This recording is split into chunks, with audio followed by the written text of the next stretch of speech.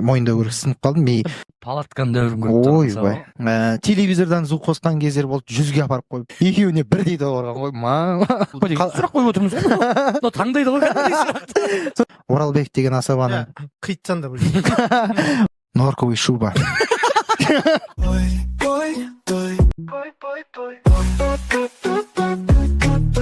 Баршаңызға қайырлы күн, қайырлы кеш, немесе қайырлы таң. Кім қай уақытта көріп отыр, біздің каналға қош келдіңіздер. Енді жалпы солтүстікте, енді Петропавловск деп жатады ғой, Қызылжарда қазақша сөйлемейді, қазақша жоқ деген, қазақтар жоқ деген стереотип қалыптасқанда, енді біз сол стереотипті сәл бұзайық, қазақша контент бастайық деген ниетпен бүгін дәл осындай подкаст бастап жатырмыз. Келесі сөз кезегі. Ассалаумағалейкум, құрметті достар. Бүгін Қызылжардағы алғашқы қазақи жоба десек те болады. Өзіміздің арамыздағы солтүстік Қазақстанның жалпы той саласындағы әріптестерімізді осындай бір жобаға шақырып, солардан сұхбат алайық деген мақсат, ниет болған, ой болған. Соны енді бүгін бұйыртса жүзеге асырып жатырмыз. Енді бүгін біздің алғашқы қонағымыз жас асаба. Бүгін қазіргі таңда солтүстік Қазақстанда аты шығып жүрген жас асабалардың бірі. Енді өте өзіме ұнайды. Енді бастап жатса да қарсы алыңыздар. Әділхан Тілеубай, бір қол соқпайық. Ассалаумағалейкум баршаларыңызға. Шақырғандарыңызға рахмет. Қоса кетейік, бұл жерде тек қана тамадалар емес, алдағы болашақта бұйырса, жалпы той саласында. Той саласында. Фотографтар бар, диджейлер бар, мобилографтар бар, баршаңызды осы жерде. Тіпті той иелері болуы да мүмкін. Активный болсаңыздар, той иелерінде шақыратын. Енді ниетіміз бар. Деген қалай кетті? Деген жайы. Это же Петропавловск. Активный видеограф, мобилограф дегендер. Әділхан, қош келдіңіз біздің жобамызға. Алғашқы қош көрдік. Біздің бір ауыз сөзімізді жерге тастамай келгеніңізге. Енді өзіңізге алғашқы сұрақ, енді бірі білсе, бірі білмейтін шығар. Өзіңіздің туған жылыңызды, жеріңізді, айыңызды, күніңізді, аптаңызды. Жалпы өзіңіз туралы. Бір қысқаша. Есімім Тілеубай Әділхан Бекжанұлы. Туған күнім 14 желтоқсан 1996 жыл. Туған елім, жерім солтүстік Қазақстан облысы, Есіл ауданы, Өрнек деген. Ұзақ тез айтасыз. Өрнек деген өзім үшін керемет ауылданмын. Сол жерде өскем, сол жерде оққам. Сол айта беріңдер. Сұрақ қойып жүрейік, жалпы енді жаңа Диас құдам әріптесім айтып кетті ғой. Құдам деген керек емес пе екен? Керек пе екен? Кесіп тастайды ғой. Диас әріптес, Диас дәкең айтып кетті ғой. Жас асаба мен үшін орны бөлек, жақсы шығып жүрген деп. Жалпы тойға қалай келдің? Какейс айта берем. Тойға қалай келдім? Жалпы той асаба ретінде емес, жалпы тойға деп. Жалпы тойға қалай келдім? Мен әрине бірден тамада болып келген жоқпыз. Музыкант болып келдік. Ол деген ең бірінші мектеп оқып жүрген кезде Зәмзәгүл деген апайымыз бар. Ол менің кіндік мамам, ауылда музыка пәнінің мұғалімі. Сол кісімен жаңағы жақын жердегі маңайдағы ауылдарға, ол кезде палаткаларға шығып тұратынбыз тойға. Сол жерде ән шырқайтынбыз, музыка қосып отырасың ол жерде. Неше жаста ол кезде? Ол өтірік айтпасам 6-7 сынып кезі. 6-7. Жас асаба дейді. Палатканы да өрін көріп тұрмыз. 6-7 сынып кезі, шамамен өтірік айтпасам, сол кезде жақын жатқан ауылдарға, сол кезде палаткаларға баратынбыз. Өлең айтасыз. Үйдің ішіндегі, өлең айтамыз. DVD болды бір есімде. DVD дегенде де андай бір DVD, мынандай бір ноутбук сияқты DVD болды ол кезде. Экраны бар, жаңа мынандай ашылатыны бар, сол жерге диск, сондай бір DVD болды. Енді былай DVD десем, ол ешкімге қызық емес қой. Бізде мынандай бір крутой DVD болған, мақтанып қояды. Мынандай бір DVD болды, сонымен жүрген кез болды. Бір үйге бардық, бір ауылда, сонда бір телевизордан звук қосқан кездер болды, 100-ге апарып қойып максимально барылдады сонымен еще өлең айтып, Ол үйдегі. үйдегі той сондай болды, иә. Палаткадағы тойлар болды. Сонда телевизорға микрофон қостыңдар ма? Жоқ, телевизорды просто айқайлатып қоясың. Үйде екі комнатада екі стөл, мына жақта екі стөл, мына жақта екі стөл деген сияқты. Сол үйдің телевизоры, хорошо, ол үйде телевизор болды. Иә. Телевизор болмаса білмеймін басқа не болатын. Содан бір қызығы еще ол бір тойға болдық үйдің ішінде, екі бөлме ортасы былай бөлінген, екі есік былай қатар тұрған, мына жағында екі дастархан, мына комнатада екі дастархан, и сен мына жерде телевизор тұрды, соның барына қосып қойып, дәл жаңағы екі есіктің дәл ортасында тұрып, екі жаққа қарап тұрып бүйтіп ән айтып тұрған кездер болды. Сондай қызық болды. Ол кезде еще жаңадан шығып жатқан бір аппараттар бір келе бастады ақырын. Олар до того андай бір опасный аппараттар болды. Сәл ол аппаратураға сәл ұнамай қалсаң, ол тоқ соғатын, короче. Сондай кездер болған. Сондай сәл ұнамай қалсаң періп жіберетін. Сон тоқ соққандар болды, иә. Ұнамаған екен. Бір екі тәте андай бір ситуация болды. Қатты соқпаған екен. Бір ситуация болды қызық.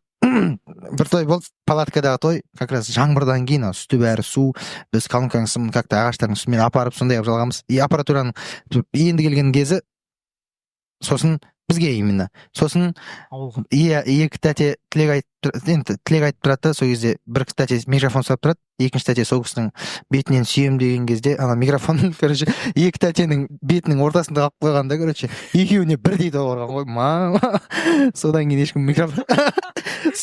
ешкім микрофонға жоламай қойған ғой. Еще ол кезде радио микрофон емес, сым микрофон ғой, шнуровой микрофон, екеуіне бірдей тоғырған. Сондай кез болды, одан кейін рахат, ешкім микрофон сұраған жоқ. Тілекті бәрі жайып шықты. Біз білеміз да, уже қалай ұстау керек екенін. Сондай қызық болды. Одан кейін ары қарай өзі былай кезең-кезеңмен бөлінеді. Келесі кезең. Жоқ, осы кезеңде бір тоқталып кетейін. Ең алғашқы айтқан әніңіз былай есіңізде ме? Тойда жалпы. Былай айта береді ғой, бірақ тойға шыққан кезде ең жалпы. Ең алғашқы айтқан ән, конечно, есімде, оны ұмыта алмаймыз да. Ең алғашқы айтқан ән, ол даже жаңағы мен тойға шықтым, жаңағы ұстазымызбен тойға шықтым дегеннен бұрын болған нәрсе. Одан да кішкентаймын, өтірік айтпасам, 2-3 класс кезі. Тойда. Иә, 2-3 сынып кезі бір ағайындарымыздың тойы болды. Сол тойда палатка, үлкен палатка, адам әжептәуір шақырылған. Сол палатканың ішінде орындықтың үстіне тұрғызып қойып, жаңағы сол бар аппаратпен орындықтың үстіне тұрып бір ән шырқағаным бар. Ол шырқаған ән Бәйтерек тобының Ханшайым әні болды. Бәйтерек тобының Ханшайым әні. Иә, оны біраз арасына үзіліс салып, жоқ, қазір енді айтпаймыз. Бірақ негізі жақсы айтасыз оны. Рахмет. Майыс қылсаң. Майыс қылсаң. Жақсы айтасыз. Сол ән болды. Содан кетті. Сосын мектеп кезінде, бірақ енді ол басқа. Конкурстар басқа, иә. Именно Ханшайым әні прям есте қалған сондай ән болды. Оны топпен де ағаларымызбен айттық. Сол.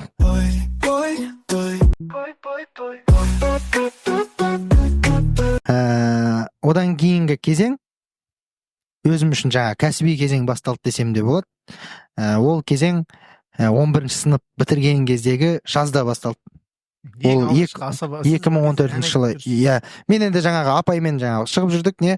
Именно былай алыс жақын жерлерді аралап, жаңа кәсіби түрде шығып бастағанымыз ол сол 11 сынып бітірген кездегі жаздан 2014 жылы басталды.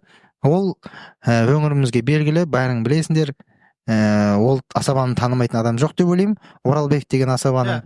Қийтсан да білесің. Оралбек деген құрдасым. Құрдасым боласың, ойнай бересің. Оралбек деген акула. Сол жігітпен басталды. Ол жігіттің айтпауға болмайды. Именно мені осындай кәсіби деңгейге, кәсіби тойға алып келген ол сол жігіт. Кәсіби той деген бола ма? Негізі былай өздеріңіздің ойларыңыз.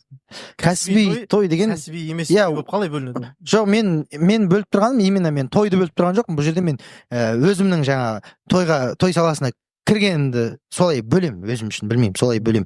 Мысалы үшін кәсіби деңгейім, мысалы музыкант ретінде мектеп кезіндегі ол жаңа музыкант ретінде кәсіби болады да, дұрыс қой. Тойды кәсіби. Жоқ, мен тойдың өзін емес, именно өзімнің келгенімді айттым. Сондай кәсіби деңгей сол Оралбек деген жігітпен басталды. Неше жыл? Оралбекпен 3 жыл бірге жұмыс істедік. Керемет кез болды.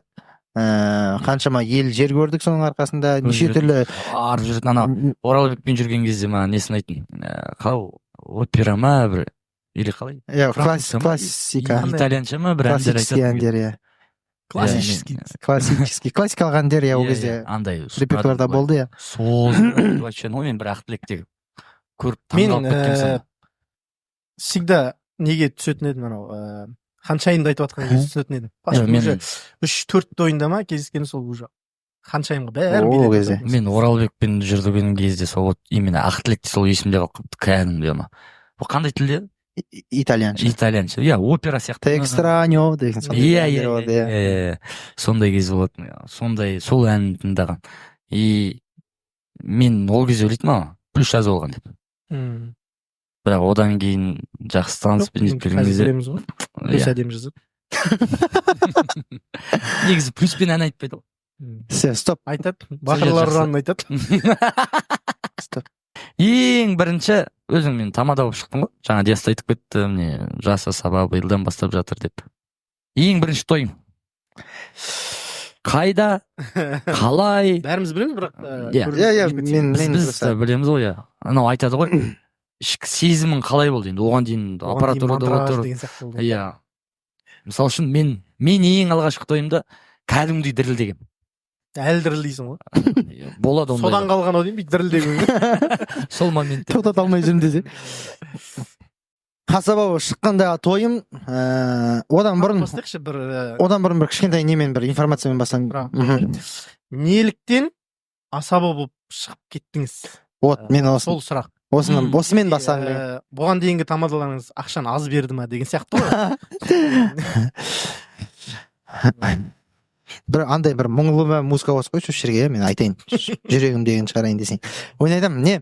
Былай ғой, тамада болып шыққаным, мен негізі бұдан маған 2 жыл бұрын айтылған нәрсе. Шығады сенен, шығады. Сондай қолдаулар білдірген Жанат Асаба Жаке. Сондай болды. Мен дата болып Жакемен шығып үйреніп қалғам, маған ыңғайлы, сондай күшті болды. Маған тем более анау музыкант болып отырып, жаңағы музыкамен ізденіп, жаңағы тычковать етіп дейді ғой, былай өзіміздің жалпақ тілмен айтқанда, тычковать етіп отыру деген маған қатты ұнайды, мен соған жатып қалғам. И маған содан мысалы сөзімді өтірік емес екенін айтады, дәлелдейді Жаке. Дата 2 жыл бұрын айтқан кезде мен айтқым жоқ, маған осы ұнайды, мен жүре берейінші деп 1 жыл солай жүрдім. Жүре берсең жүре бер деді Жаке андай. Одан кейін уже жақсы деген ба? Одан кейін уже серьезно кете бастады, Жаке кет деген сияқты бастала бастады. Үйленейін деп аттың, сосын өзіңе де уже үйлендім даже. Иә, өйткені уже Жаке айтты, иә, бұл саған өзің шыққаның дұрыс болады деп. Сондай болып, былайша айтқанда командасынан қуып шықты. Иә, кетті. Конкретно қуып шықтың. Иә, бірақ оған енді никак ренжімейсің, ол наоборот, мен қазір алғысым шексіз, рахмет айтамын. Иә, соның арқасында. Опыт қой, 10 жыл тойда жүрген жігіт қой, былай болды. 10 жыл бойы музыкант болып жүрді. Мен жанымда біраз жүріп тастады, уже конкретно айтайын, төлеп жүрген ақшама ұялдым. Қосайын десең, өзіме жетпей қалады, отбасы бар. Кет деп шығып кетті. Қуып шықтым. Сондай болды. Гала скоро сені тығып. Сондай болды, сонымен кет деп. Ең алғашқы тойың соған керек. Иә, соның өзінде мен соңына дейін жүрдім. Мен кетем деген, мысалы үшін, мен өткен жазда шықтым ғой, мен оның өзінде жоспарламағам шығам деп. Бірақ тойды өткіземін да, кейін қайта музыкант болып. Иә, бірінші тойға дейін. Сосын ол бірінші тойымның маған түсуіне себепкер болған ол Тамерлан Сахатов, оның сестрасының ұзату тойы. Соны ойда жоқ та, былайша айтқанда тупо маған айтады ғой, сен өткізші деді. Бітті. Мен айтам, ол кезде андай қуасың ба? Дайындалдық, кәдімгідей дайындалдық. Вот үйде не істейміз, қағазға жазылып, бір тойдың сценарийін, мысалға полный жазып шықтық, жаңа уже туысқандардың бәрін примерно біргеннен кейін сол бар көмектескен, соны уже бәрін былай алып келіп дайындалып, сонымен бардық. Ол тойда бір фишка пайдаландым, есімде қалғаны, бір фишка пайдаландым.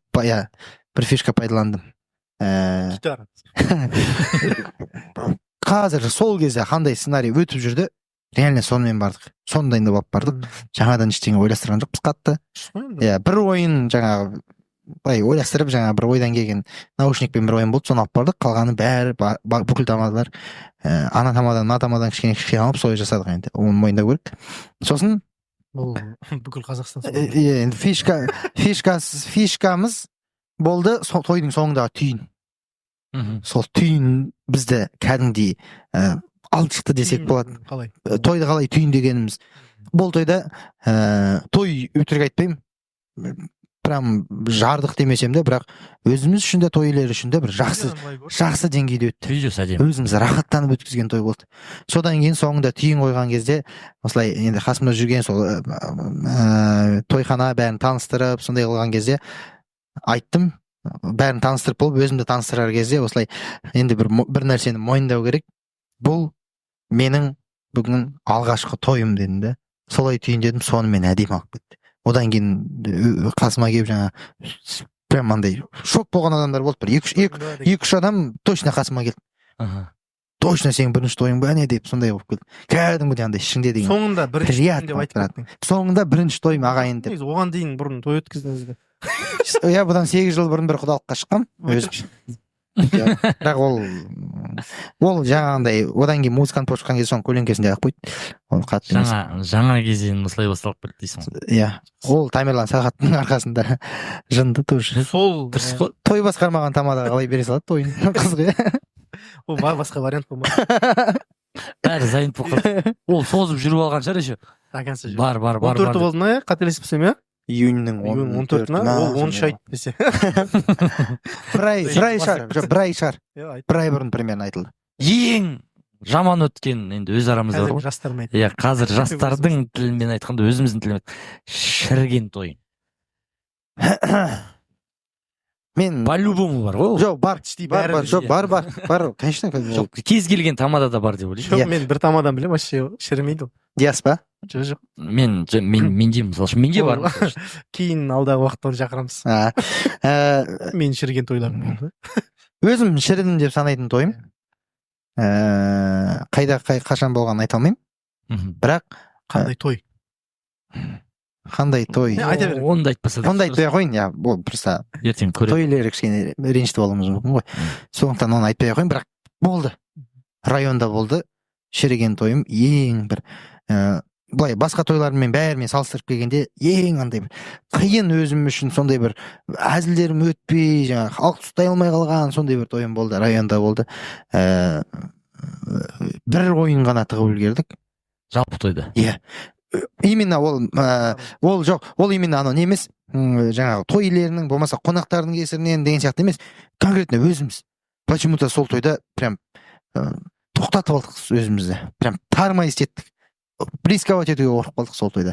бір ойын тықтық, қалғанын просто тыға алмай қалдық. Басы қиын басталды ма, или той иелерімен келіспеушілік болды ма, или оған дейін тойдың басы қиын басталды ма?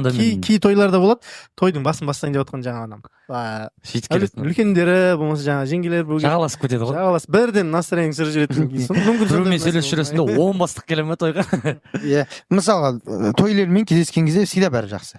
Кездескен кезде бәрін нетіп аламыз, келісіп аламыз. Сосын бір жолы айтып қоямыз, бір ғана бас болсын, бір ғана кісімен сөйлесеміз деп, оны Жәкенің үйреткендері. Ол тойда біз сынып қалдық. Біз емес, мен сынып қалдым.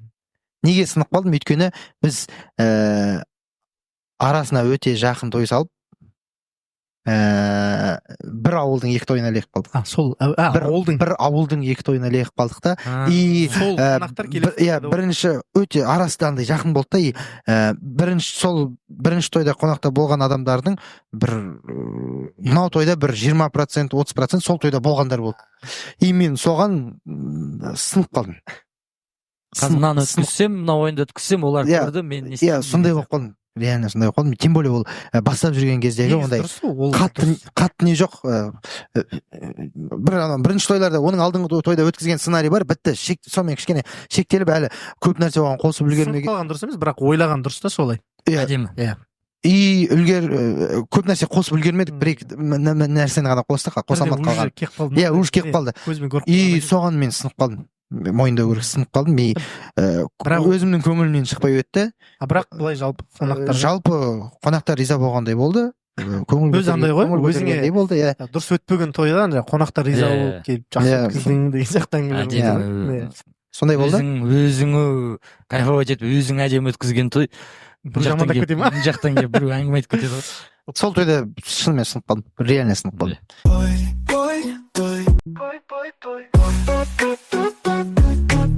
Сіз өзіңізді импровизатор деп ойлайсыз ба? Сіз өзіңізді импровизатормын деп ойлайсыз ба? Енді уақыттың енді тойдың енді асаба ретінде енді келіп жатса, бір жыл бірақ уақыт бірақ мүмкін қазір мынандай тойдың барысында былай емес шығар, бірақ енді өзіміз өзара былай отырған кезде бұл жігіттің импровизациясын тычковик па? мен негізі мойындаймын. Рахмет. өзара Мен- өз арамызда болды. Иә. Соңғы уақытта Тойда. өтірік айтпаймын ғой, ол андай не емес. Как есть солай айтайын да, мақтанған не емес. Бірақ өзім сыртымнан андай әңгімелерді естіп жүрмін. Кәдімгідей тычковик екен, сондай деген сияқты. Мен үшін ол андай Жақын арада мен бір тойында болдым, сол кезде маған мысалға өтті тычкалар. сондай болды. Не келеді енді примерно тақып қалуға тырысасың, айтып қалуға тырысасың. Импровизация дегенде де именно мынандай өзіміздің қарапайым сөздермен бірдеңе тығып қалу деген енді ондай бар. Кішкене ондай бар енді. Тойда. Иә, тойда бірдеңе айтып қалу өзіміздің қарапайым тілде, бірақ именно импровизация мына жағынан андай әдемі қазақи сөйлеп, бір өлеңдетіп жіберіп, тақпақтатып жіберіп деген ондай честно жоқ. Оны жаттау керек, ол импровизация. Оны жаттау керек, иә. Просто Ондай жаттап багажда и оны тыға да білу керек қой. Қай жерге қалай. Ол кішкене тоже импровизацияның бір кішкентай бөлігі бар шығар деп ойлаймын. Бірақ ондай дайын импровизация, ол готовый импровизация ғой. Ол уже импровизация. менде ондай жоқ. Именно мынандай қарапайым тілде өзіміздің мынандай ауыз екі сөйлеу Былайша тілінде айтқанда өзіңізді импровизатормын деп айта аласыз, импровизатормын деп айта аласыз ба? Қанша пайыз айта аласыз импровизатормын? 50%. 50%. Иә. Жақсы, онда Өзім- импровизатор 50% деп ойласаңыз 25%. 25 түсіп бара жатыр ма? Оны бірдеңе айтатын, Оны бір тапсырма беретін сияқтысыңдар, иә. деген сол ой бар. Ойын шарты мынандай. Біз сізге мақал айтамыз. Мхм. Мақалдың басын айтамыз. Ар жағын бірінші өзіңіздің басыңызға, ойыңызға не келеді? Ең бірінші не келеді? Әдемі қылып. Енді жаңа импровизацияңызды қосып, барынша күлкілі қылып жалғастыру керек. Иә. Одан Ама- кейін сол мақалдың түпнұсқасын, яғни оригиналын айтасыз. Мен импровизатор емес ау. Жоқ, ана бірден мынаны дұрыс болады шығар, ана бірден ойға Иә. келгенді айтып сал. Мысалға деген. Қазір ойыңда не тұр десе, Импровизация деген солай ғой. Иә. Тойда момент келіп қалды, айттың, айтпасаң бітті. Все. қазір ойыңызда не тұр десе, сары деген сияқты. В общем, 50% импровизатор ма? Иә, біз оқимыз, сіз бірден жауап бер. Ойланбау керек ана. Сразу ана бірден ойға жауап келген. бер. Мына жерде де импровизация ғой, 50%. Мақалдың да 50%-ын мен айтайын деп тұр екен ғой. Иә, сол 50% сендер айтасыңдар, 50% мен Оның айтасың. өзі- Жоқ, содан кейін дұрыс жоқ. Бұның өзі импровизация. Иә, сосын оригиналын айтасыз. Иә, Жақсы ма? Қыз күнінде бәрі жақсы? Шынымен жауабын білетін болсамшы. Жоқ, Оны айтпауың керек. жоқ. Бірінші сіз оны андай қылып жалғастырасыз. Күлкілі, барынша күлкілі қылып жаңағы. Мынау өтірік уақыт созып отыр. Жоқ, мен Жоқ, бірінші біз айтамыз, Дұрыс жауабын жаман импровизациямен жалғастырасыз. Одан кейін ол жауап мен анау бар, анау оригиналын айтасыз. анау келіп қалып жатыр да Түпнұсқасы. просто. Түсінікті ма? Иә. Кеттік. Қыз кезінде бәрі жақсы? Жаман. Мама. Бірден 25%-ға шығып қалдым. Жоқ, соны мен анау ғана келіп тұрмын миыма бар ғой. Уже 20 болып тұр. Сол ана 20% уровень түсіп жатқан сияқты Жоқ, бүйтші. давай, бір жауабыңыз болсын. Қыз кезінде бәрі жақсы? Жаман әйел қайдан шығады деген бір ғана келіп тұр миыма. Мама. Сен Екіншін мен оқимын ғой. Дұрыс па? иә, шығар. Білмеймін ғой, қалай дайындалыңдар. Әйел үйдің көркі. Еркек даланың көркі. Ол оригинал сондай. Сондай ма? Мен білмеймін бұны. Бар ғой, мен ора салдым. Негізі қора деген келді бірінші. Қораның көркі деген сияқты бірден келді негізі. Болды. Негізі. В смысле, сонда қалай болды ол? Әйел үйдің көркі, еркек қора. Еркек қора просто. Еркек жалпы қора. Еще раз. Әйел үйдің көркі. Еркек қора. Көркі жоқ, тек қора. Көркі жоқ. Қорада қалай көрік боласың? Қораға кіреді ғой постоянно десең. Жақсы, енді ауылда дұрыс жауабы. Еркек даланың көркі ма? Түздің көркі. Түздің көркі, енді мен айттым, мен импровизациядан мынандай қарапайым тілмен импровизатормен айттым. Өзіміздің. Ал ақыл тозбайтын тон. Ақыл тозбайтын тон, білім, норковый шуба. Сондай ба? Миыма келген айтып отырмын мен. Енді түп нұсқасын оригиналын қайтадан ойлашы. ақыл тозбайтын тон, білім таусылмайтын кен. Иә білем. білім таусылмайтын. жоқ просто көрдің бе осындай мен қызығар анау мен білмей тұрсам мақалды ше уже басқа бірдеңе үйретсем иә Иә. Онымен сіз өзіңіздің сауатсыздығыңызды көрдіңіз. оқымаған Маған қойса мен Надан десең. кейуаларың осы десе мен 4-ші сынып оқушымын. Оқи алмайтсың ба? Көп ойласаң дана боласың. көп ойланбасаң мал боласың деп сәл жұмсартып жіберейін ба Болды ма? Дұрыс қой енді, жауап. ол енді өзінің ойындағы кеңесін айтып тұр. Дұрыс жауап. Дұрыс жауап. Бір қайта. Көп ойлансаң дана боласың. бірдеңе пана боласың деп ұйқас па білмеймін мен Да. Дұрыс жауап. Көп ойнаса бала боласың. Көп ойнасаң. болды. Так, келесі. Маған өзім әдемі өтіп отыр негізі. Бұл мақалды сіз қазір жауабын білесіз. Жауабын деп ары қаратай. Аха. Бірақ барынша Иә. қандай қылып. Оңай мақалды. Бәрі білетін мақал. давай Кеттік. Бұлақ көрсең көрмегендей бол.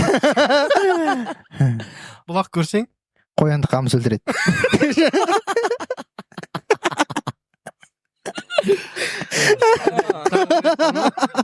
енді оригинал. Дұрыс жауап. бұлақ көрсең көзін аш Көзін аш. болды. Әдемі. Деген андай қойып жүр. болмаса бәрі бүйтетіндер Иә, Келесі. ондайлар. Так, бұлақ туралы оқыдық қой. Шебердің қолы ортақ.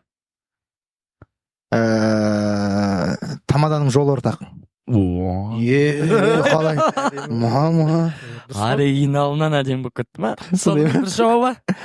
шебердің Дұрыс қалай? жалғасы. шебердің қолы ортақ. білмеймін Шешеннің сөз ортақ па тілі ортақ. тілі Сөз ортақ ора бересің ғой Өтті мынау, а? иә демек әдемі Қазаннан қақпақ кетсе, тыныштық кетеді мен оған прикольный жоқ андай қылып отыр да, кәдімгі андай күрделендіріп ше. иә соны айтамын мен андай андай келген Қазаннан қақпақ кетсе, андай тыныштық кетеді деген сияқты ондай. Дұрыс қой негізі, енді андай бір. негізі жауап сондай ма Иә, жоқ. бәсе Енді түп нұсқасын білесің. білмеймін Қазаннан қақпақ кетсе, иттен ұят кетеді ұят кетеді. кетші алып қаласыңдар ма ой тұр Әдемі. Смотря қандай ит деп. Заттың жаңасы жақсы. келген айтайын ба Қайда? Реноның сынбайтын жақсы внутряктар келіп отыр внутряктар Жигули дамыз ағай. Өте әдемі маған. ертең айтсам тойда да осылай айтамын десе Мен жоқ тойда басқаша тойда басқаша бұл жерде 50 дұрыс сияқты мен үшін. әдемі маған. просто андай бір жағынан мақалды білгеннен кейін екінші жағынан мына жерде кішкене андай нетіп қалып отыр сасқақтап қалып отыр тойда бір еркіндікке кетесің бұл жерде андай қошемет тұратын андай бір алдында халық жоқ екен да Келесі жолы сөйтейік па? иә сендер жинасын жинасыңдар Құрметті көрермендер деп. Келесі жолы бәрін жинауыз. Толтырып қойсын. Кеттік. Келесі. Соңына Өте жақсы, рахмет, импровизацияңыз бар екен. Әдемі. толықтай көрсете алмадым негізі Онда енді болып тұрады, аяқ астынан бірден не қыласың.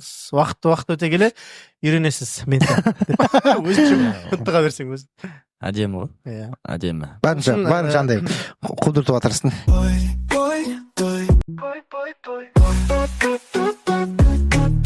Әдемілік. Енді біздің бұл жобамыздың алғашқы қонағы өзіңізсіз.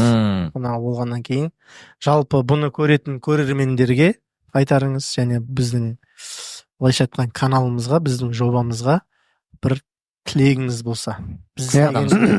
Біз жүргізуші ретіндеміз, бірақ мына жаңағы көгілдір экранның ар жағында қаншама жігіттер еңбек етіп отыр. Иә. Соларға да өте андай күшті иә Біздің командамыз жайында ойың дейсің ғой. иә өте керемет мықты состав жиналған базар жоқ ол жағынан әңгіме жоқ сол біздің өңірге именно керек нәрсе керек жоба сондықтан да алға қарай шаба берсін келесі келген қонақтар менен де жоғары сондай бір көңіл күй сыйлап сондай бір рейтинг көтеретіндей сендерге просмотр сыйлап атмосфера жасап береді деген сенемін өйткені бәрі келетіндер бұл жерге жай адамдар емес бәрі уже менен кейін келетіндер уже явно ол уже более опытный жігіттер келеді деп ойлаймын сондықтан да одан да жоғары деңгейде жасап береді деген ойдамын. Бұның өзі бір кішкене болсын деңгей мен үшін, басқаларға білмеймін, сендерге білмеймін, бірақ мен үшін үлкен деңгей. Өйткені былай атап шақырып бірінші деп, өзің бастап бер деп, батаңды бер деп сондай қылып шақырғаннан кейін ол мен үшін үлкен абырой, үлкен мақтаныш. Сондықтан да көп рахмет. Бата демекші, размеріңіз қандай, аяқ киіміңіз? Барынша әдемі болуға тырыстық. Көп уақыт бөліп, Қолдан келгенше. арнайлап уақыт бөліп. Арғай уақыт жоқ, менде қазір аэропортқа бару керек, ұшуым керек. Десең, ойлайды. Мына жерде мындай ссылка болады, тіркеліңіздер. Осы видеоның астына ең жақсы, ең әдемі пікір жазған қонағымызға дегенше, көрерменге Әділхан Тілеубай ұлдарыңыздың атынан сыйлық болады. Бұл енді барлығын өзім оқимын деп отыр. Өзінен көңілінен шыққан қонақ ретінде келіп отыр ғой. Енді сол қонақ ретінде қандай қонақ шашу ғой, қандай қанша пікір қалдырып кеттіңіздер. Өзінен көңілінен шыққан видео келесі қонақ келем дегенше, енді келесі видеомыз алла жазса шығады дегенше, сол шыққан видеода сіздер онда кім жеңіп алғанын кім айтасыздар. жеңімпаз екенін айтамыз, және сол кезде белгілеп қоясыз. сіздің атыңызда не бересіз? Менің атымнан 5000 теңге. Аз да емес, көп та емес. Скромный жай подарок. 5000 теңге болсын. Мен салып жіберемін. Өзім оқимын, өзім таңдаймын. Келесі біз видеомызды содан бастаймыз ба сонда? Кім жеңгенін көрсетіп содан Жеңімпаздан бастаймыз. Ойда жоқтан әдемі. Анау уақыты жоқ дегенде алып тастай берейік. Өте әдемі жаз, пікірге керемет. Әділханның атынан 5000 теңге. Иә. Құрметті көрермендер, баршаларыңызға көп рахмет. Көңіл бөліп соңына дейін көргендеріңізге, көріп отырғандарыңызға, айналдырып жіберіп, мойындер деп отырмағандарыңызға танысаңыздар, таныдық деп жазыңыздар, танымасақ танысайық деп жазыңыздар. Кешке боссын ба деп. Қандай әңгіме еткенсіз. Көп рахмет баршаларыңызға. Біздің каналымызды қолдап, лайк басып, пікір жазып, тіркеле кетіңіздер дейміз. Рахмет. Сізге көп рахмет деп қойсаңыздаршы. Адыш. Асын андай қылып жүресің. На колени. Темекші кеше.